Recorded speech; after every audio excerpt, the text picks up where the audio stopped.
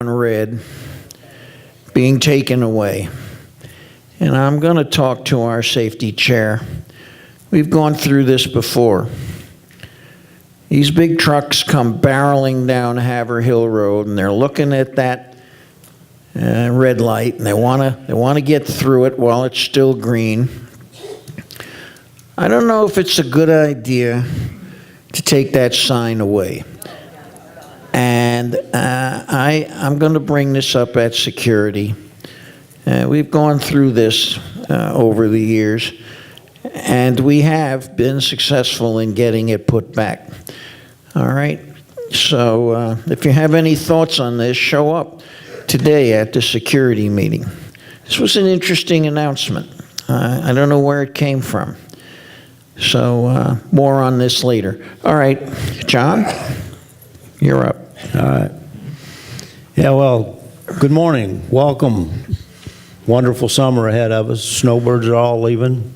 It'll be peaceful and quiet for a while. We love them dearly, but we like the extra space. With that in mind, they're escaping also the hurricane season. So those of us that are staying around, which has been mentioned 1, 2, 3, 4 times already, that we need to be prepared for the hurricane season. And you'll find endless lists in the newspaper, in our UCO Reporter, on the television, and you've heard them for every season for the past however many years you've been here. So people tend to get apathetic towards it. They hear it, and yeah, and they don't take heed, and they end up getting caught. So if you all please take a little bit of time, think about it. Make sure you got your supplies in. Buy a little extra water. Make sure your medicines are up to date. If you're planning on leaving town, don't hesitate. Buy your ticket, get on a plane, leave, drive out, however you want to do. They're giving us plenty of fair warning when a hurricane's approaching. Matter of fact, they watch them when they come off of the coast of Africa. So, it's 4,000 miles away. We got a month, so we should be aware of it. They've also changed their way of talking about the intensity of hurricanes this year. They're getting away from using the wind scale, and they're going more towards the water damage scale, because when you get the water coming in and it raises 3, 5, 6, 15 feet, whatever, nothing stops it. It takes everything. The wind, you tear off a roof, blow a tree over, not a big deal. But when that water comes through, it takes everything.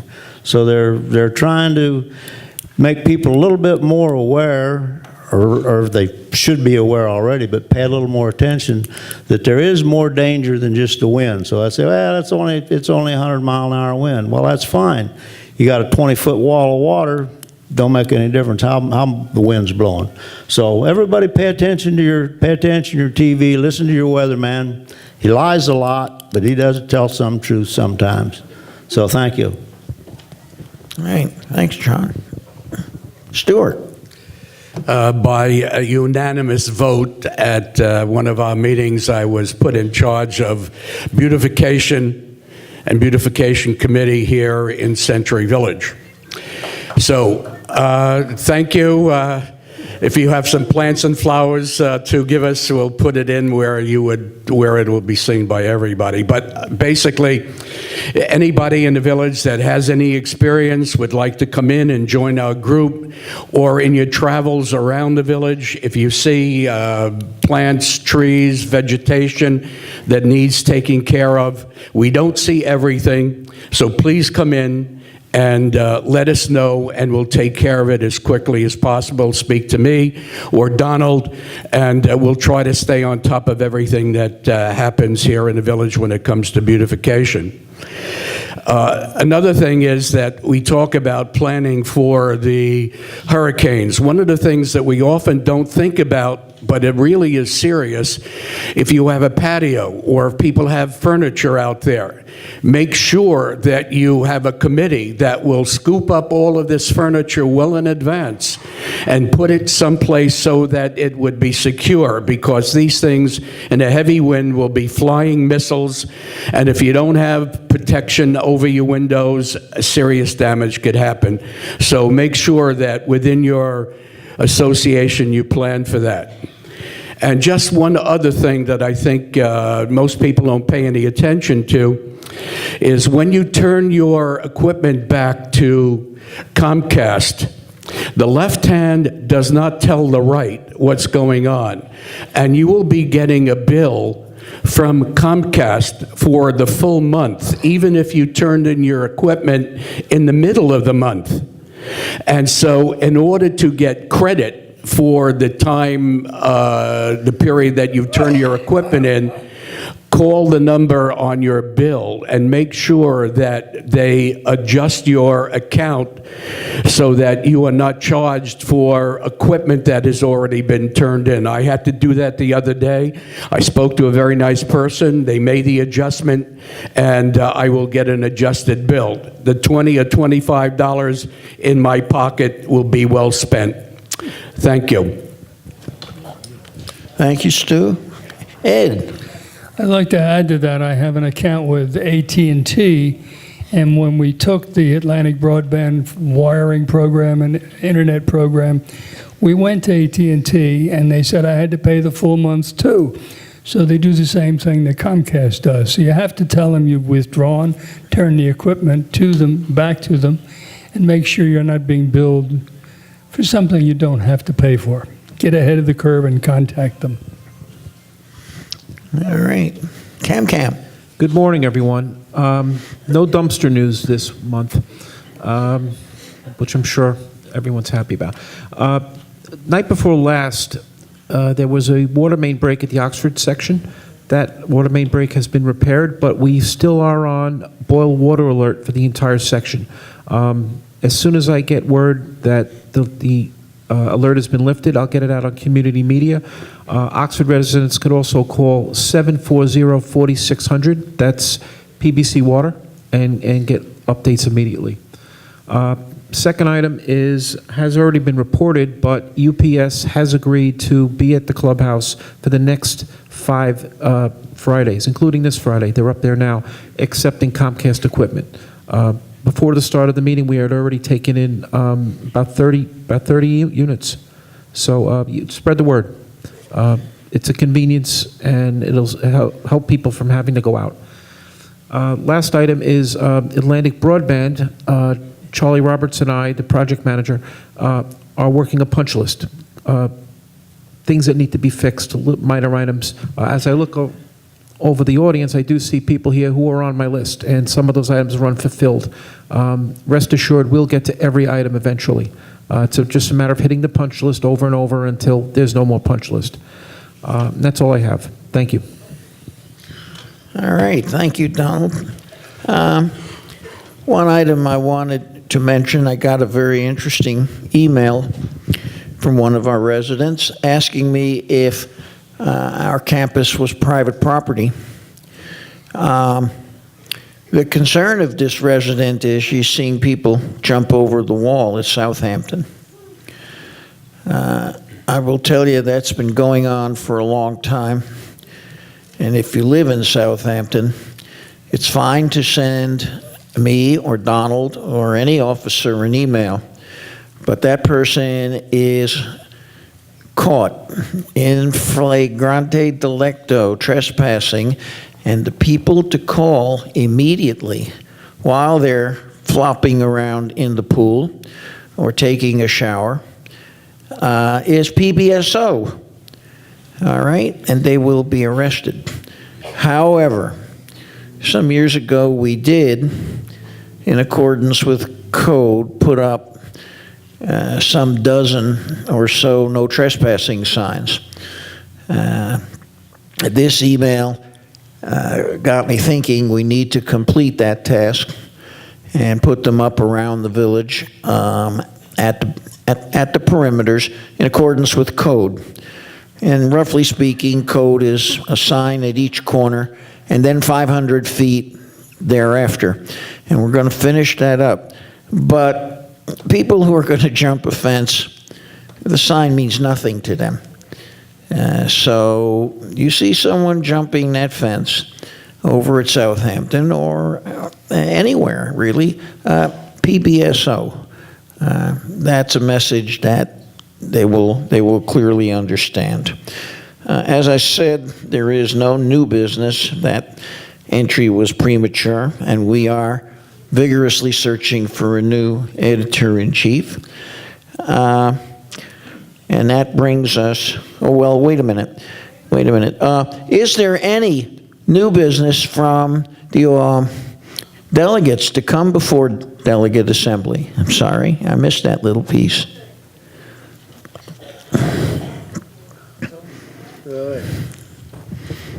Sorry, it's me again. I'd like to make a motion to form a committee to begin to discuss, work, and review the Millennium Agreement, which will be coming up in 2021. Would anybody like to second that?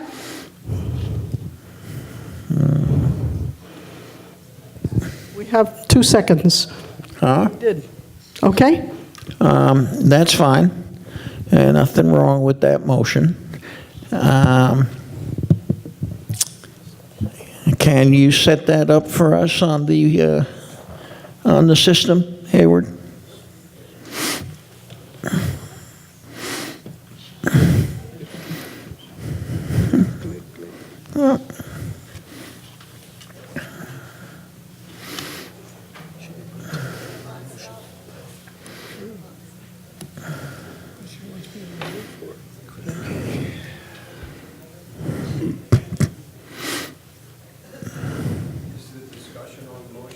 Hold on. Someone coming up to the microphone. They're going to set it up, and then there will be, of course. Yes, dear. Good morning. Regarding safety, there are younger people on scooters scooting through the village. Isn't anything being done about that? In the middle of the...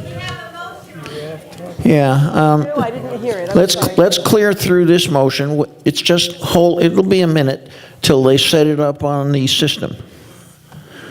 Or we having a problem? Can we do discussion while we're waiting? All right. Motion's on the floor. Shouldn't change.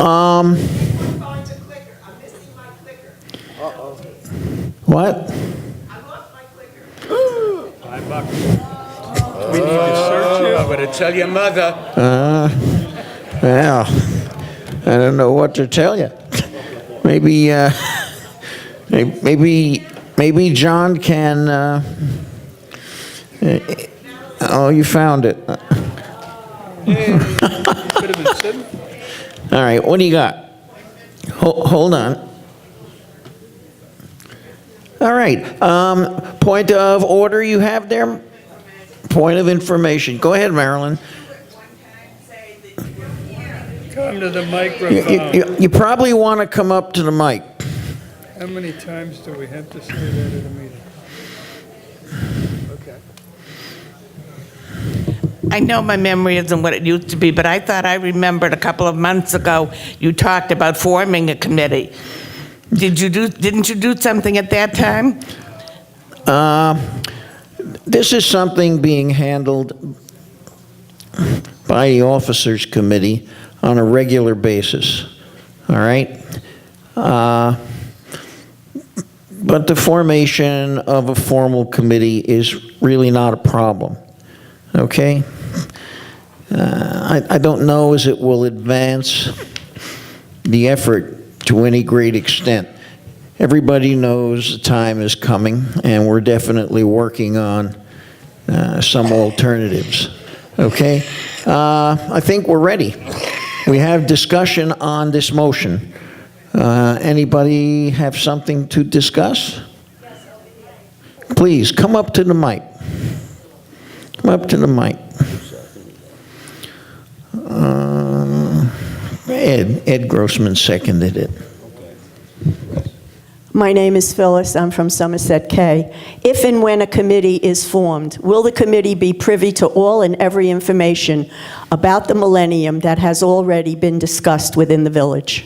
Yes, of course. Okay, just The, checking. the agreement itself is available on my blog. It's been on the website for a decade.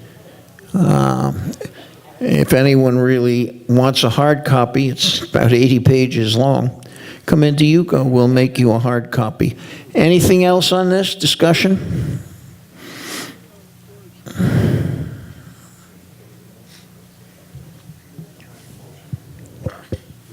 Richard Handelsman, Plymouth V. I would just like to say it's a great idea, but right now, Century Village is going through the throes of rewriting the bylaws. We have an additional sheet here, more town hall meetings. The advisory committee is overwhelmed with motions and suggestions. My argument would be simply wait until we get through with the bylaws. They might affect any decisions that are made on the Millennium Agreement. Wait. Thank you. Thank you, Richard. Olga? David, you said this is about 60 pages long? 80. Approximately, the Millennium Agreement? Yeah. 80 pages? Roughly. Well, it's going to take a lot of time to go through 80 pages, paragraph by paragraph by paragraph. The time is now, not to wait. If you wait till the last minute, you rush it through, you miss a lot of things. We want this Millennium Agreement to be in our favor, not WPRF, because right now, WPRF is sucking us dry, excuse my expression, okay? And we want us. We're the important people, not them. Thank you. Tell us what you really think, Olga. Thank you. No, thank you. All right, any further discussion on this motion? It's pretty cut and dried, but let's take the vote. All right. Oh, we've already got some votes. Good.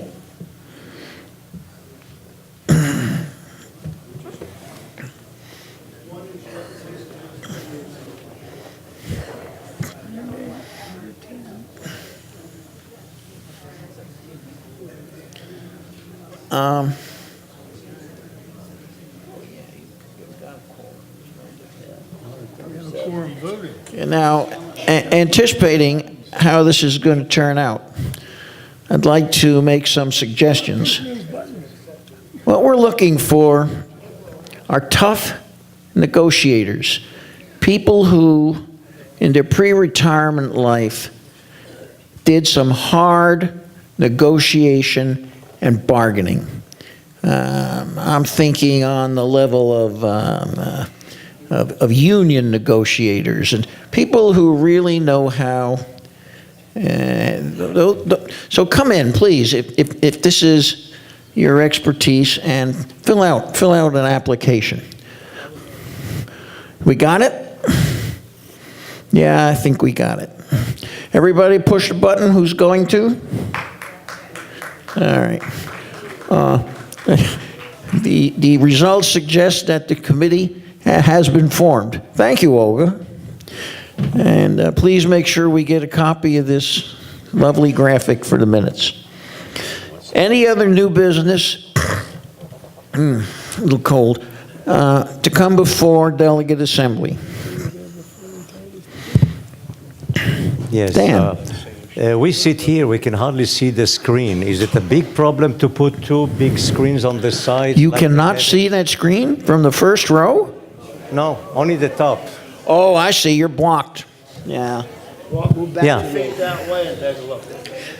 Okay, We cannot see. If you I think that the projector could be propped up a little. Might be helpful. Yeah.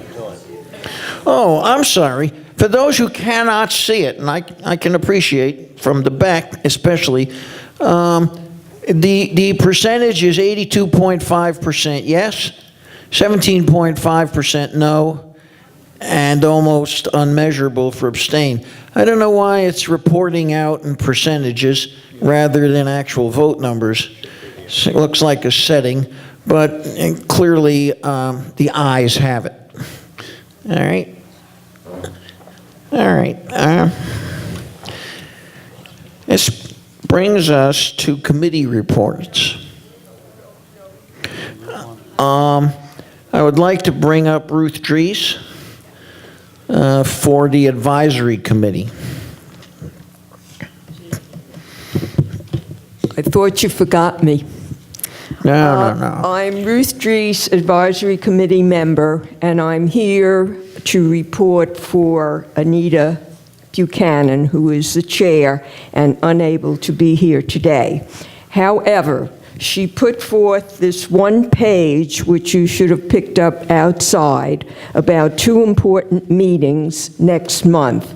The first of which is the Friday, June 7th Delegate Assembly, where you will vote on the proposed amendments to Articles 1 to 5. Make sure that if you cannot be here as a delegate, get to your alternate or alternates to make sure that they appear so that we have a quorum. This is most important. Bring your copy of the February paper if you have it. If not, we have the insert at the UCO office. Bring a copy of this month's paper. At section B, page 1, the entire page has the proposed amendments. Bring that with you, read it, and that's what I have to say about the delegate vote. Now, on Thursday the 13th, we will have our second town hall meeting where the next articles will be discussed. That's 6 through 8, if there's time to do through 8. If not, if we go through only 7, it will be at the next town hall. After the June 13th, there's one more town hall meeting. June 13th has been moved to the party room for convenience. It's better to sit at tables, spread your papers, be able to read and talk, and so on. Last month, it was at room C, which didn't work out too well, so it will be in the party room. You'll have refreshments. That'll get you out like nothing else. And other than that, that's it. I will report back to Anita what was said here today, and I'm sure she'll be very pleased. Thank you, Ruth. Anita is not feeling well, but she's recovering. She's done a really yeoman work on this effort. Anything else under committee reports? Any chairs who must speak? All right, that opens the floor to Good and Welfare. Please come up to the mic. Good morning, everybody. Ed Grossman, Wellington A. I haven't heard it yet, so I would like to wish all the mothers in the room a happy Mother's Day, which is May 12th. The Sunday after this Sunday, make sure you get taken out, get flowers and gifts. It's part of being a mother. My second announcement, and I haven't heard that, for those who don't know, we in the village lost a very dear friend and who was very active in UCO, Herb Finkelstein. And Herb was really a nice guy as far as I could see it. He stood right in the middle and said what he wanted to say. So my condolences to him and his family.